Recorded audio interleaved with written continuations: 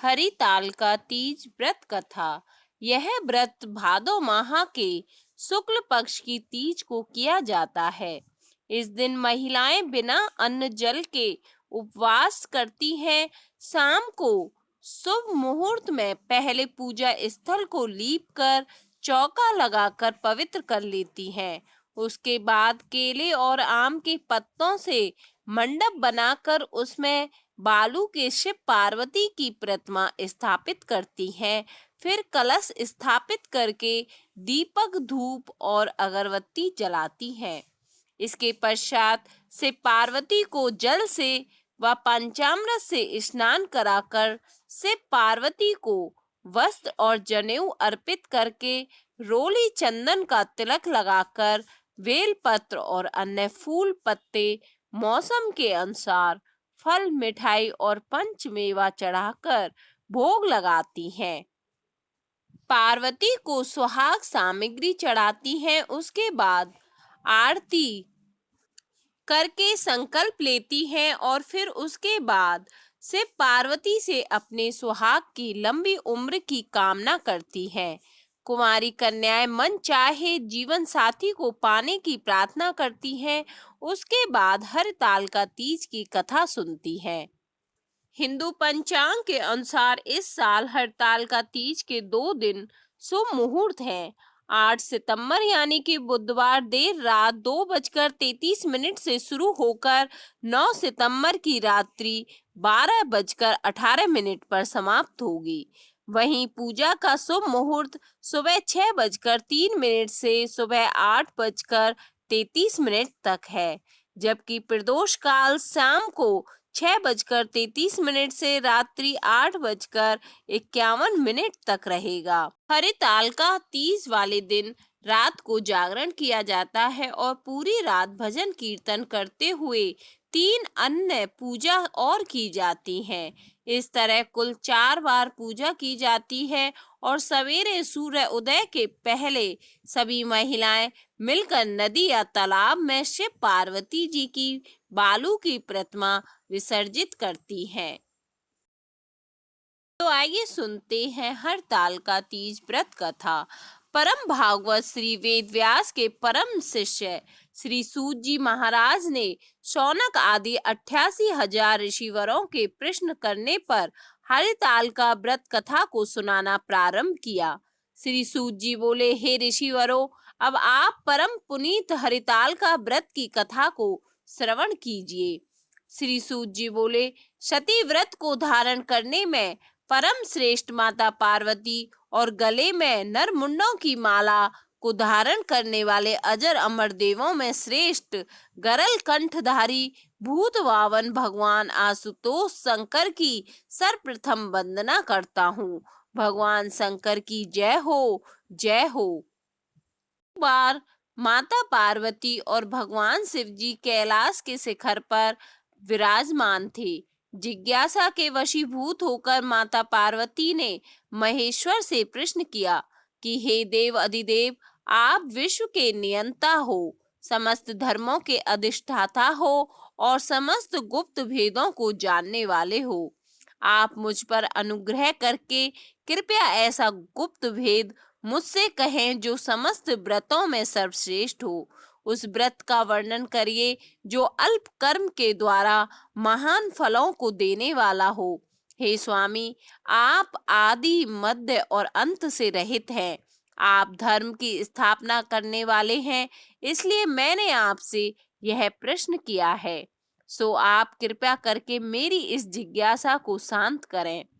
भगवती पार्वती के इन वचनों को श्रवण करके मंद मंद मुस्काते हुए आशुतोष भगवान शंकर जी बोले, हे प्रिय, तुमने आज मुझसे अति श्रेष्ठ प्रश्न किया है।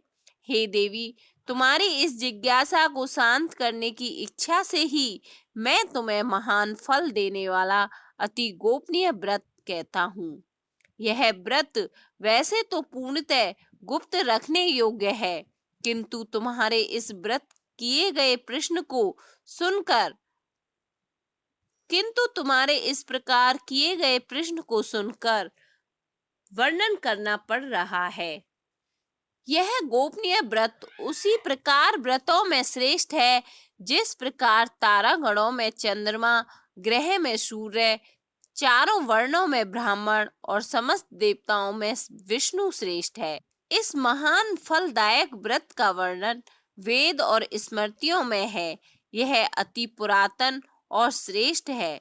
इसी व्रत के प्रताप से तुम मेरी अर्धांगिनी हुई हो। हे वरोहे, यह व्रत भाद्र मास की शुक्ल पक्ष की तृतीया अर्थात तीज को होता है। इस व्रत को करने से जीव के समस्त पाप का नाश हो जाता है। हे प्रिय, यही वही व्रत है जिससे तुमने मेरा वरण करने की इच्छा से हिमालय पर्वत पर किया था। आज तुम्हारे प्रश्न करने पर मैं तुम्हें उस व्रत को सुना रहा हूँ।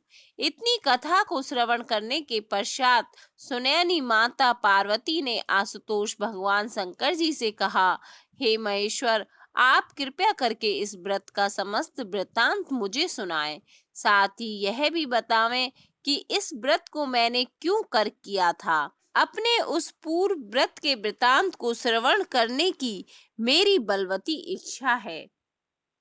भगवान शंकर जी बोले, हे सुनयने, आर्यव्रत में समस्त पर्वतों के स्वामी हिमाचल नामक श्रेष्ठ पर्वत है।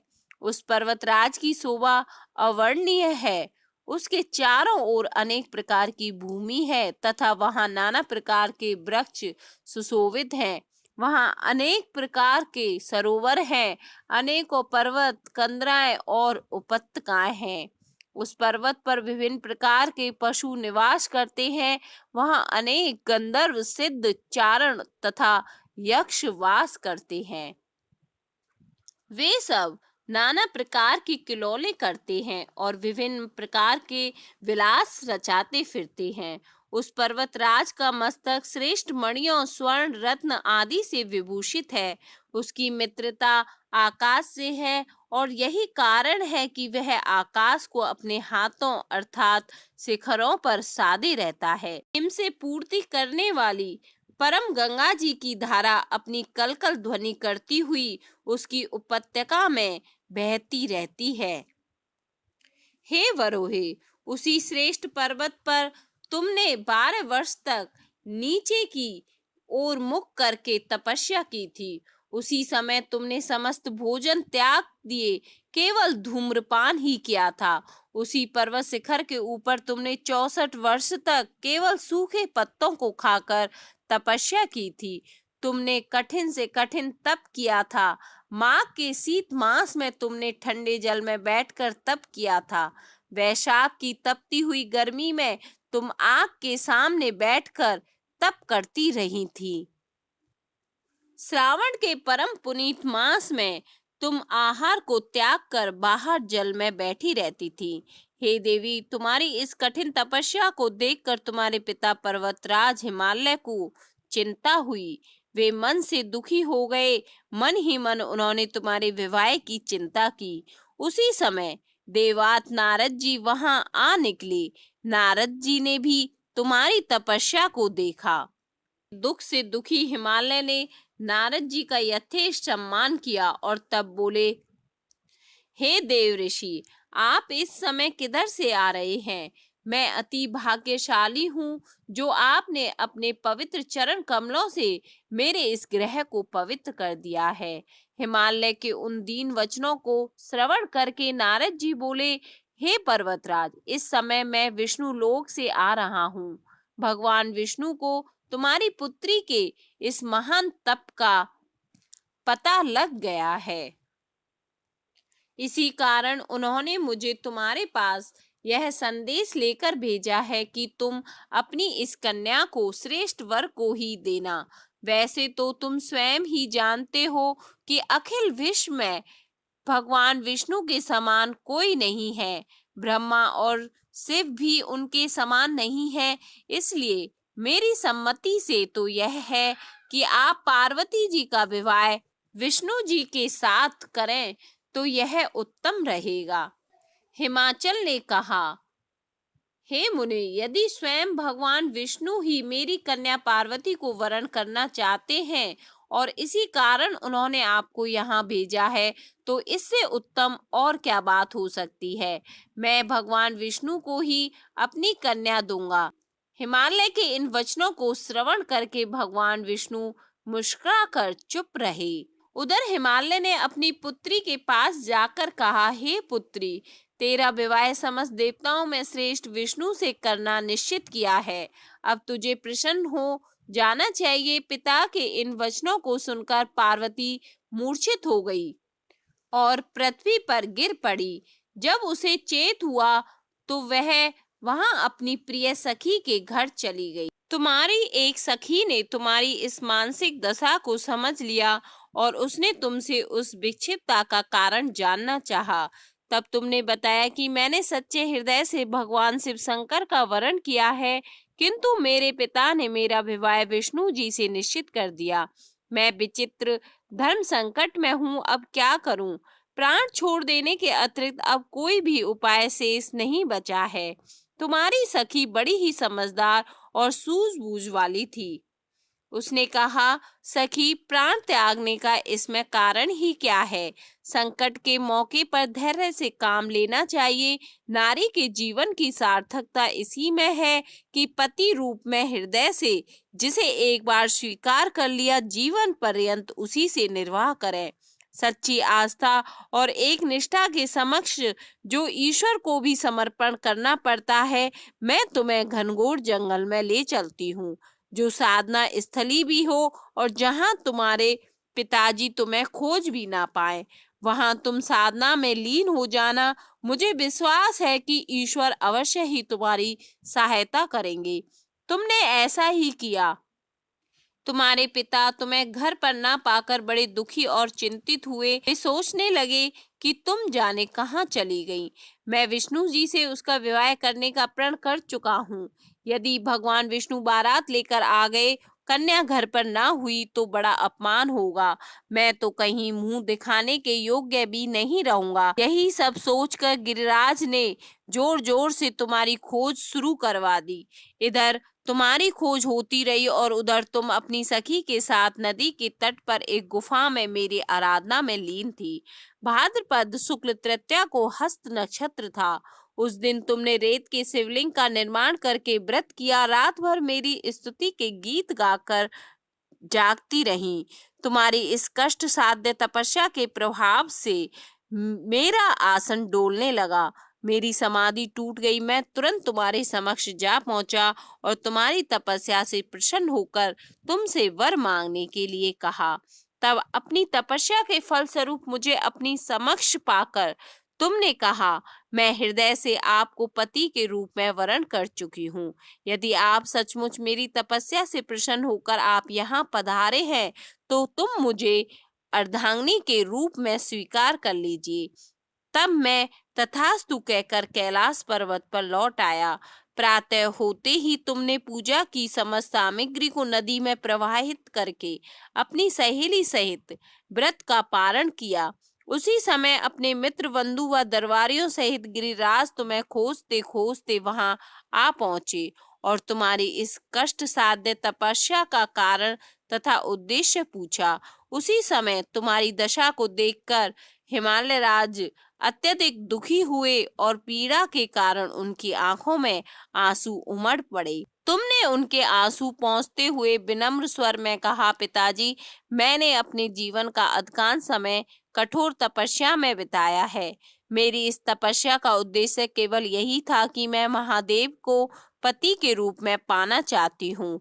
आज मैं अपनी तपस्या की कसौटी पर खरी उतर चुकी हूँ। आप क्योंकि विष्णु जी से मेरा विवाह करने का निर्णय ले चुके हैं, इसलिए मैं अपने आराध्य की खोज में घर छोड़कर चली आई। अब मैं आपके साथ इसी शर्त पर घर जाऊंगी कि आप मेरा विवाह विष्णु जी से ना करके महादेव जी से करेंगे। गिरिराज मान गए और तुम्हें घर ले आए। कुछ समय के पश्चात शास्त्रोक्त विधि विधान पूर्वक उन्होंने हम दोनों का विवाह सूत्र में बांध दिया। हे पार्वती, भाद्रपद की शुक्ल तृतीया को तुमने मेरी आराधना करके जो व्रत किया था, उसी के फल स्वरूप मेरा तुमसे विवाह हो सका। इसका महत्व यह है कि मैं इस व्रत को करने वाली कुंवारियों को मनोवांछित फल देता हूँ। इसलिए सौभाग्य की इच्छा करने वाली प्रत्येक युवती को यह व्रत पूरी एक निष्ठा और आस्था से करना चाहिए। सूत जी बोले, हे ऋषिवरों, इतनी कथा सुनाने के बाद भगवान सदाशिव ने माता पार्वती से कहा, हे वरोए, व्रत के प्रताप से ही तुमने मुझे प्राप्त किया था। उस समय से अब तक मुझे किसी के आगे इस व्रत के प्रताप का वर्णन करने का अवसर नहीं मिला था। आज वह गुप्त भेद मैंने आपके समक्ष प्रस्तुत किया। जगत जननी पार्वती ने प्रश्न किया, हे भगवान, आप कृपया करके मुझे यह बताने का कष्ट करें कि इस व्रत का नाम हरतालिका किस प्रकार हुआ। तो शिव जी बोले, क्योंकि तुमको तुम्हारी सखी हरण करके ले गई, इस कारण हरण प्लस आलिका मिलकर इस व्रत का नाम हरतालिका पड़ गया। पार्वती ने प्रश्न किया, हे परमेश्वर, अब आप कृपया करके इस व्रत को करने की विधि बताएं। यह भी बताएं कि इस महान व्रत के करने से किस प्रकार के फलों की प्राप्ति होती है। शिव जी बोले, हे वरानने, यह व्रत कन्याओं के लिए श्रेष्ठ है। जो उत्तम वर की प्राप्ति करना चाहती हैं, वह इसको अवश्य करे। जो स्त्रियां अचल सुहाग चाहती हैं, इस व्रत को विधि पूर्वक करें। उनकी मनो इच्छा की पूर्ति करने वाला इससे उत्तम कोई और व्रत नहीं है। केले के खम्भों का मंडप बनाएं, उस मंडप में से पार्वती की बालू की प्रतिमा की स्थापना करें। धूप, दीप, चंदन आदि से उस स्थान को युक्त करें। प्रतिमाओं को स्नान कराएं, वस्त्र धारण करावें, चंदन लगाएं और फूल माला पहना दें। धूप दीप जलाकर उत्तम पुष्प और उत्तम फल निवेदित करें, नैवेद्य चढ़ाएं और रात्रि जागरण करें।